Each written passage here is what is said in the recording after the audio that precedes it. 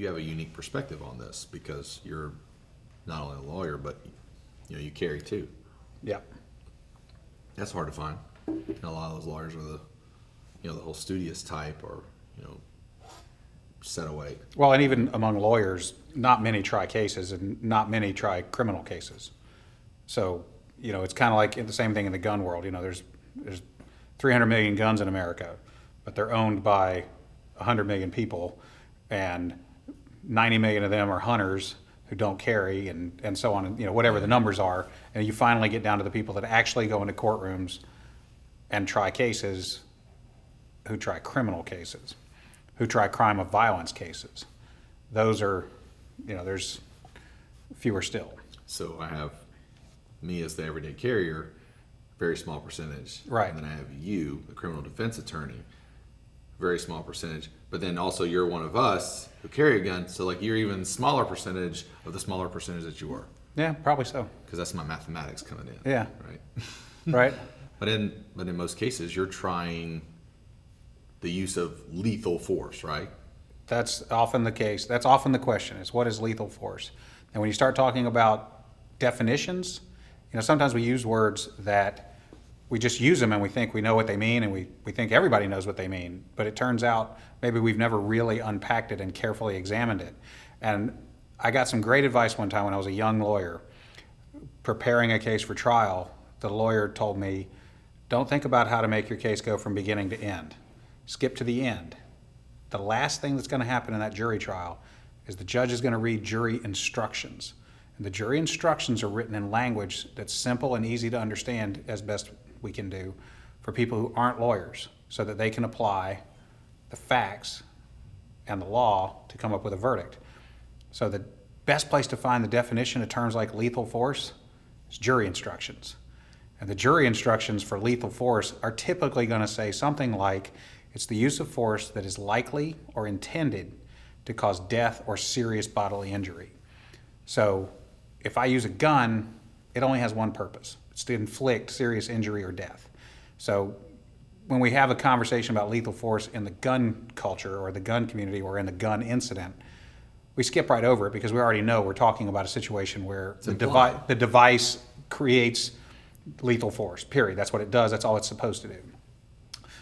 But on the continuum, what if you had a knife? Yeah, sure, a knife is going to create the element of lethal force. What if it was a bat? It's not created for a baseball bat. It's created for a sport, but it can be used as a weapon. Get all the way down to fly swatter. Somewhere along the way, you've left the area of lethal force. But for purposes of deciding what lethal force is, it's that force which is intended or likely to cause either death or serious bodily injury. We get focused around the weapon, but even a good, strong punch to the right spot on the brain can potentially kill you. Yeah, you can take a brick. Many things can become weapons that aren't created to be weapons. The unique thing about being a gun carrier is you've already brought the element of lethal force to the equation. You didn't scramble for a weapon in a situation. You didn't pick up a tire iron to fend off, someone who was attempting to assail you. You didn't grab a kitchen knife. You brought a gun. You brought a gun to the scenario to begin with. So we kind of fast forward past that, whether there's lethal force, but it's still an important thing to understand that when you're carrying a gun, you have created a situation that it already involves lethal force. The potential for lethal force. So in that aspect, by virtue of me carrying a gun, then it's easier for a prosecutor to say maybe he was looking for trouble because he's bringing that. Your actions will be, the facts will be crammed into a narrative. And, I've had trials where there were competing narratives, And a narrative is nothing more than a story. It's a story. That's what a jury trial is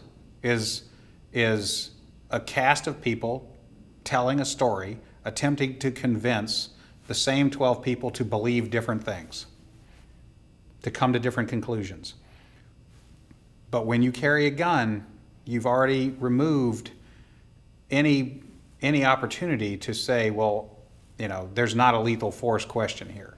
Sometimes you have crimes of violence, you have assault cases where you can create a narrative as a defense lawyer that, hey, my client was just out trying to see a movie or whatever and wound up in this situation.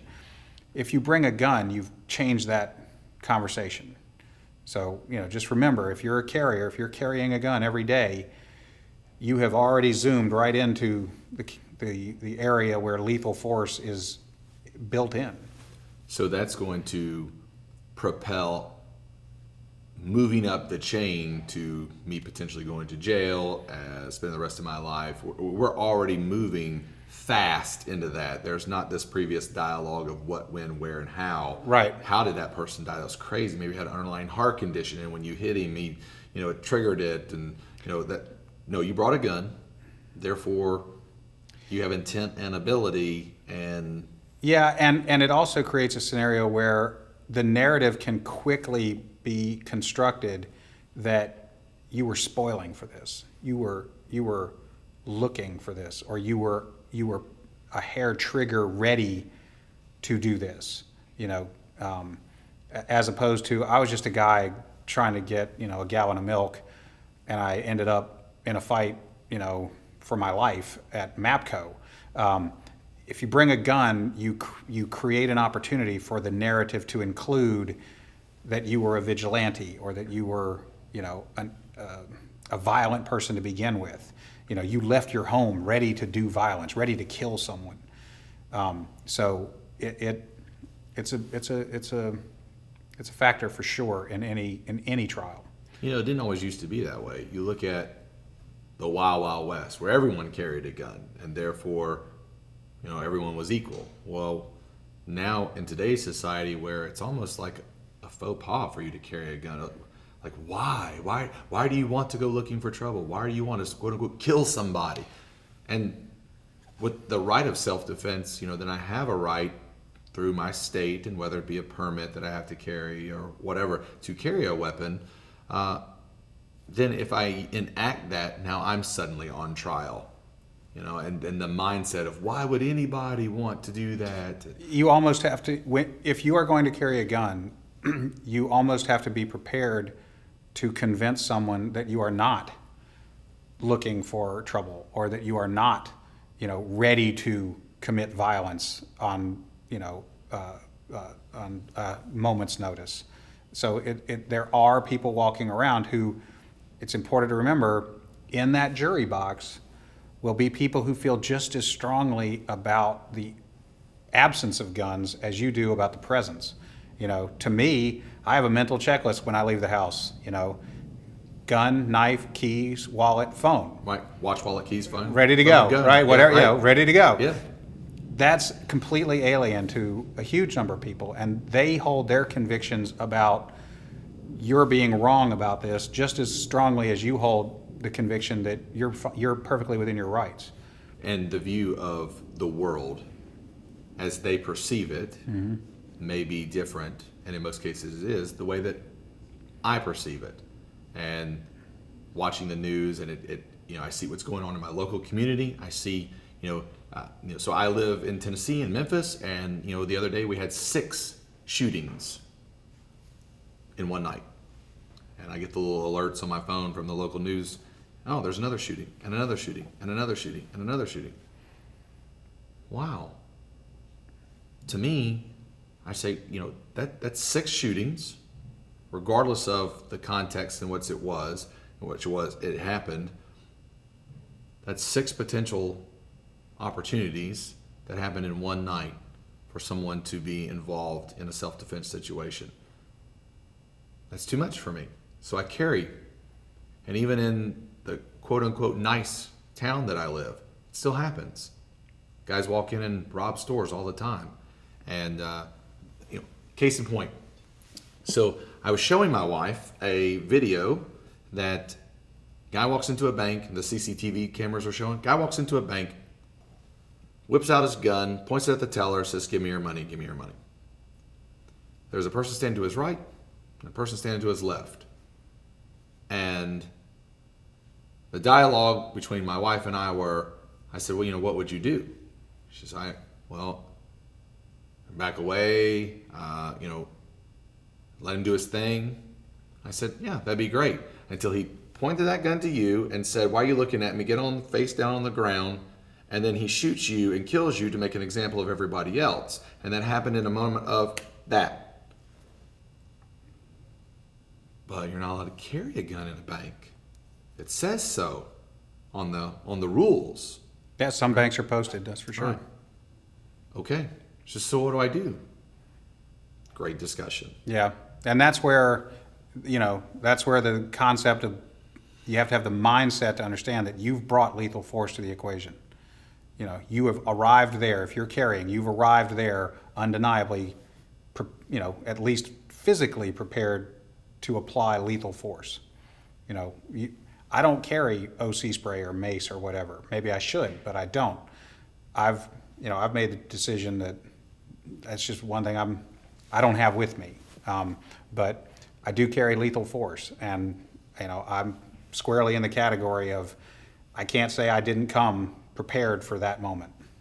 Correct. And we keep talking about the legal side, but there's such an emotional side where I know you see in your office family members, or in the jail when you're having your discussions with them. The second you take that person's life, your life as you know it is forever changed. Sure. And even if it was the whole ticket tape parade in your honor for doing an honorable thing, you still have in our society, you've taken a life. Yep. And that separates you from the rest of the people walking on the face of the planet in regards of how you perceive that they see you and how you see them. Well, just like I made the conscious decision that if necessary I would defend myself with lethal force, other people go about the world and say, I would never do that. They would literally sooner be at the mercy of the perpetrator than take his life or take anyone's life. And that's fine. I mean, that's a choice that they get to make. But and they feel just as strongly about it as we do about not going out like that. Correct.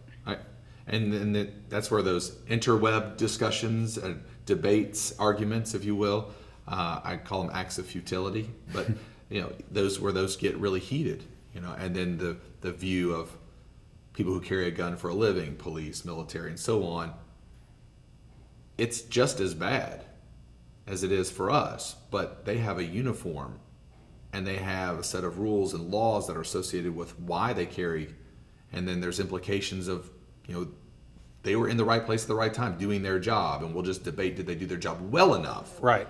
With us, why did you even have a gun? Right. That's crazy.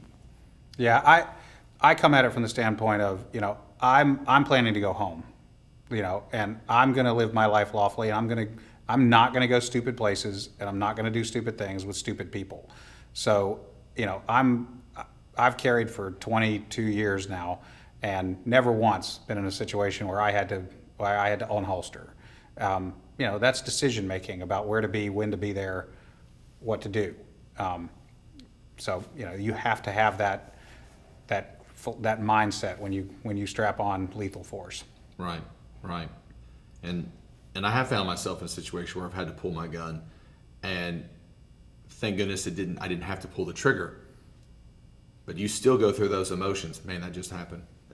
If that guy had done, and I had just gone to the store, and here I am in a gas station, and next thing you know, I'm not at home and mama's cooking dinner and the kids are trying to do homework and I got to get X, Y, and Z done that she's already told me that I have to get done as these husbandly duties, and ring, ring, ring. Hello, hold on, my water's boiling on the stove. Can you take a collect call from the jail? Right. And she's like, what? Oh, they must have the wrong number. Yeah. Can you take a call from the jail? Or can you come identify this body? And even worse. And now your life is forever changed. Yeah. It's high stakes. I mean, you can't be wrong. You need to do everything that you can to make the right decision under the worst possible circumstances. Part of that's knowing the legal field that you're stepping on. You wouldn't go and play a game of football without knowing the rules. Even if you're a big, strong dude and you spent 6 months in, lifting and watching people play or whatever, you wouldn't go on the field if you didn't know what the rules were. And yet people put a gun on and go out in the community without necessarily knowing as much as they could and should know about the rules.